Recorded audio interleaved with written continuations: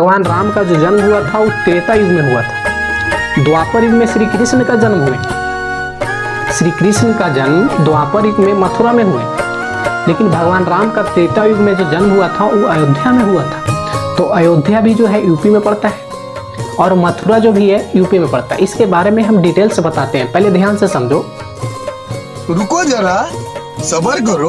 Hello everyone, तो हमारे इस YouTube चैनल में आपका स्वागत है। आज ये जो वीडियो है छठ पूजा पे बनाया गया।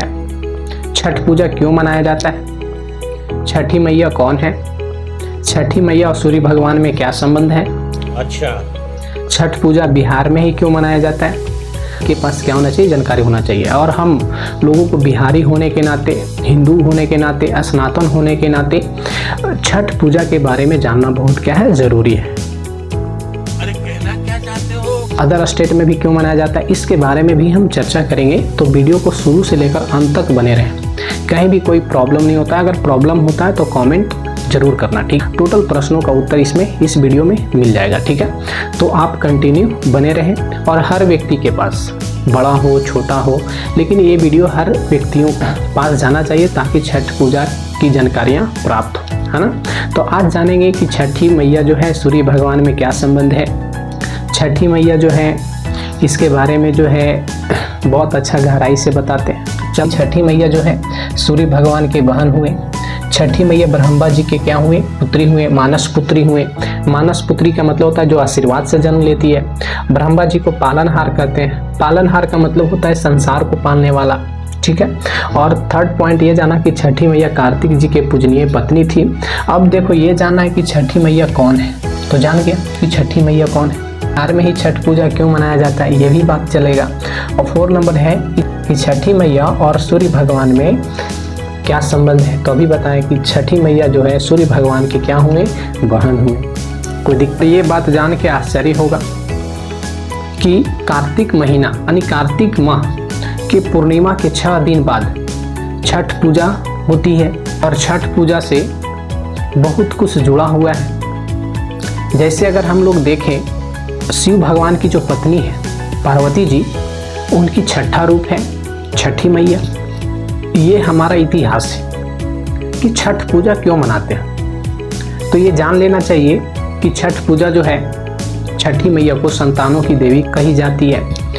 इसीलिए हम लोग कह सकते हैं कि छठी मैया संतानों की देवी और सूर्य भगवान प्राकृतिक का पालनहार कहा जाता है। ये दोनों का एक सम्मिलित रूप हुआ, इसलिए हम लोग छठ पूजा करते हैं। जिसको संतान चाहिए या जिसको संतान की प्राप्ति हो गया तो प्राकृतिक सौंदर्य के लिए अपनी पूजा कर सकते हैं। और इससे रिलेटेड बहुत सारे बातें हैं। सबसे पहले छठ पूजा किसने की थी, तो जान लेना जरूरी है कि जब सीता माता ने रावण वध करके लंका से श्री प्रभु राम, सीता, लक्ष्मण जब अयोध्या आए थे तो सबसे पहले मुंगेर में सीता माँ ने छठ पूजा की थी। और वहाँ आज भी मुंगेर में सीता माता की चरण है ना, अभी भी क्या है, पतशिला में यहाँ मिलता है, देखने को मिलता है। यही पतशिला थी जो यहाँ पे दिख रहा है। ये तस्वीरें दिखाकर क्या साबित करना चाहता है तू, क्या साबित करना चाहता है तू? छठी मैया के बाद द्रौपदी जी ने भी सबसे पहले छठ पूजा की थी। यानी छठी मैया के बाद द्रौपदी जी ने ही छठ पूजा की थी, क्योंकि गौरवों ने पांडवों का सारा राजपाट छीन लिया था। तो हम लोग जानते हैं कि परिवार में सुख शांति समृद्धि के लिए छठ पूजा की जाती है। क्योंकि छठ पूजा करने से क्या होता है कि हम लोगों को अंदर पॉजिटिविटी यानी सकारात्मक सोच उत्पन्न होती है। पूजा करते हैं, है ना। हिंदू और सनातन होने के नाते ये सब जो है जानकारियाँ हम लोगों को बहुत गौरवान्वित करती है ना। यानी कहने का मतलब है कि ये सब जानकारियाँ जो है हम लोगों को जो है हिम्मत प्रदान करती है ना। तो सबसे पहले द्रौपदी जी जो थे वो सबसे पहले औरंगाबाद में ध्यान से देखो, वो सबसे पहले जो थे औरंगाबाद में जो है छठ पूजा की थी।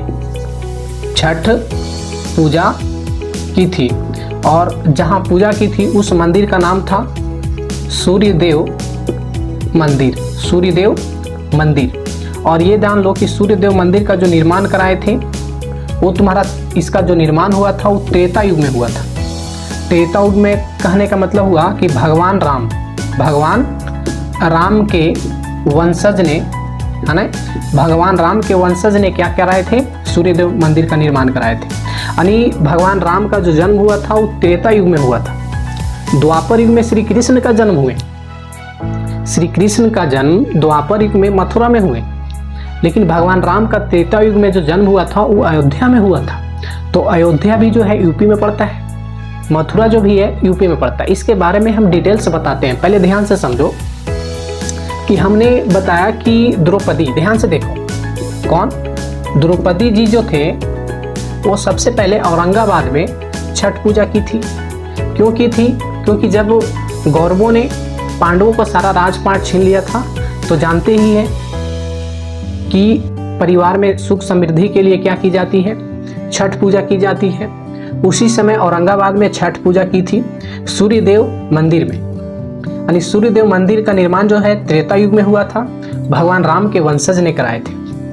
ठीक है, और ये बात ध्यान में रखना कि वहाँ एक विशेष प्रकार की कुंड था, एक विशेष प्रकार की तालाब था, है ना।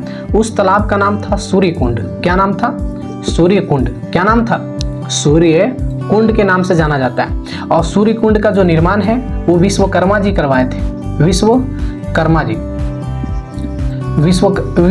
जी ने जो थे वो सूर्य कुंड का निर्माण किए थे। सूर्य कुंड कहाँ है? तो सूर्य कुंड औरंगाबाद में है। औरंगाबाद में जो है इस जगह का नाम जो है, सूर्यदेव मंदिर का जो नाम है वो सबसे ज़्यादा फेमस जो है भास्कर नगरी के नाम से जाना जाता है ना। यानी भास्कर नगरी के नाम से क्या किया जाता है, जाना जाता है। सूर्यदेव मंदिर जो है भास्कर नगरी के नाम से जाना जाता है। भास्कर नगरी में ही सूर्य कुंड है। सूर्य कुंड का निर्माण विश्वकर्मा जी करवाए थे। सूर्यदेव का मंदिर का निर्माण भगवान राम के वंशज करवाए थे, जो त्रेता युग में इनका निर्माण हुआ था। छठ पूजा जो थी कहाँ से उठाई थी? औरंगाबाद के सूर्यदेव मंदिर से। कौन? द्रौपदी जी जो थे। ठीक है, कितने तेजस्वी लोग हैं हमारे पास, कितने शानदार विचार रखते हैं। जब द्रौपदी ने भगवान सूर्य की उपासना कर रही थी तब सूर्य भगवान आए और बोले, क्या चाहिए बेटी? तो द्रौपदी जी ने बोले कि हमको एक पुत्र चाहिए।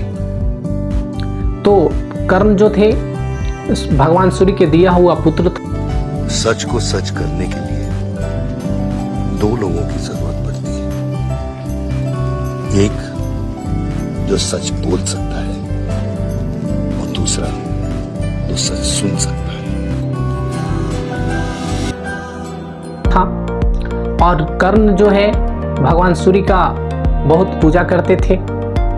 और ये भी बात जानना जरूरी है कि कर्ण जो थे वो यंग देश के राजा थे, और यंग देश वर्तमान में भागलपुर में पड़ता है। कहाँ पड़ता है? भागलपुर में पड़ता है। कर्ण जो थे घंटों घंटों तक पानी में रहकर भगवान सूर्य की जल चढ़ाया करते थे, और कर्ण छठ पूजा भी करते थे।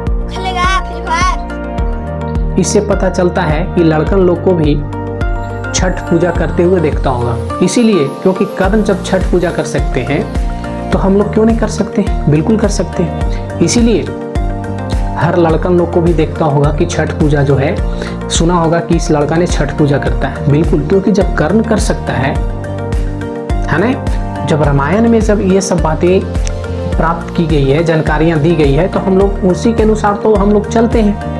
तो बिल्कुल हम लोग लड़कन लोग भी क्या कर सकता है? छठ पूजा कर सकता है। ठीक है, कोई दिक्कत? तो हमने जाना कि ये सारी बातें जो हैं हर व्यक्ति के पास जानकारी होना चाहिए। तो सनातन धर्म होने के नाते हर लोगों की जानकारियां ये प्राप्त होनी चाहिए। ठीक है, तो इस वीडियो को हर उस व्यक्ति के पास शेयर करो जो छठ पूजा से रुचि रखता है, जो ठीक है, सनातन है, जो हिंदू है ना। तो उस व्यक्ति के पास हर जानकारियां प्राप्त होनी चाहिए।